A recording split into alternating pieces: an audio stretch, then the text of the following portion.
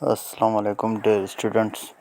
तव्हांखे ख़बर आहे त असां यूनिट 2 पढ़ियो पिया, जंहिंमें असां पंहिंजे लेक्चर में रिस्पॉन्सिबिलिटी जेका पढ़ीसीं। उन खां पोइ 2.2 जेका आहे उन में आहे टॉपिक पोट्री मेकिंग, माना ठाम ठाहिणु। My aunt Sadori and uncle Juman are potters, माना मुंहिंजी जेका चाची ऐं चाची जुमन उहे कुंभार आहिनि। One day I went to visit them, हिकु ॾींहुं आउं उन्हनि वटि घुमणु वियुसि। व्हेन आई गॉट देयर, जॾहिं आउं हुते हुअसि त आई सा दैट आंट सदोरी, मूं ॾिठो त चाची Sadori aunt Sadori was shaping a pot on a wheel. जेका चाची सदोरी उहा शेप ॾेई रही हिकु दिले खे। She was pushing the wheel, हू जेका आहे चरखे खे हलाए रही हुई। It went to round and round, उनखे गोल करे रही हुई। While the wheel was moving, जॾहिं व्हील माना चरखो जेको घुमी रहियो हो। She shaped the pot with both hands, जेका आहे पॉट जेको उनखे ॿिन्ही हथनि सां शिकल ॾेई रही हुई। It was fun to watch, इहो जेको तमामु मज़ेदार हो ॾिसण में। हर स्मूथ एंड लवली मोमेंट्स, हिन जो जेको after making each pot she put it in the sun to dry, माना हर दिले खे ठहण खां पोइ हुननि खे उस में रखी रही हुई सुकाइण जे लाइ। Some pots and boils were drying outside in the sun. कुझु जेका आहे दिला ऐं प्याला जेका आहे सुकी रहिया हुआ। ड्राइंग इन द सन, माना सिज ते ॿाहिरि पासे सुकी रहिया। माई कज़न सारा वॉज सिटिंग अंडर द नीम ट्री, मुंहिंजी जेका सौट हुई सारा उहा निम जे वण हेठां वेठी हुई। नियर बाय, माना वेझे ई।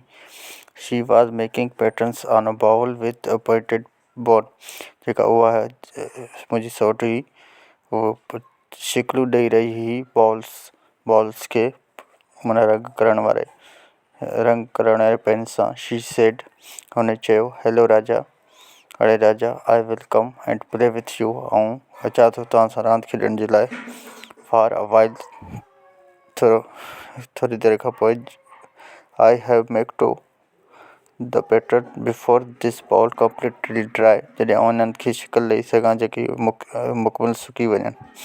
माई कज़न साले सेड, मुंहिंजी जेको सौट साले हुन चयो, I also want to play with you, ऐं पाण तव्हां सां खेॾणु चाहियां थो। But I first must colour the vase, ऐं पहिरियों ई नदी खे कलर करे वठां।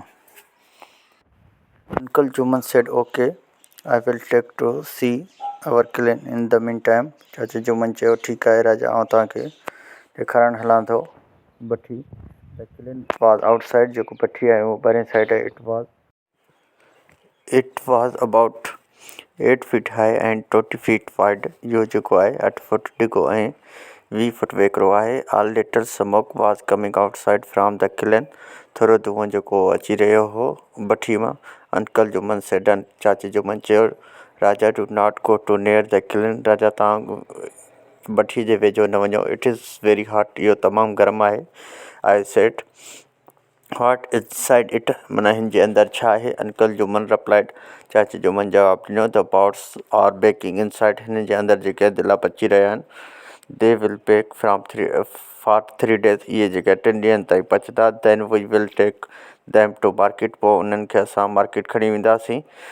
V were standing near the kiln and when I saw Alim, जॾहिं असां भठी जे वेझो वेठा हुआसीं त आलिम अची रहियो हो विथ अस हिज डोंकी, ही अची रहियो आहे असां तरफ़ पंहिंजे गॾ सां गॾु। आई आस्क्ड अंकल जुमन, मूं चयो चाची जुमन खे, व्हाट इज़ आलिम ब्रिंगिंग, आलिम छा आणे रहियो आहे।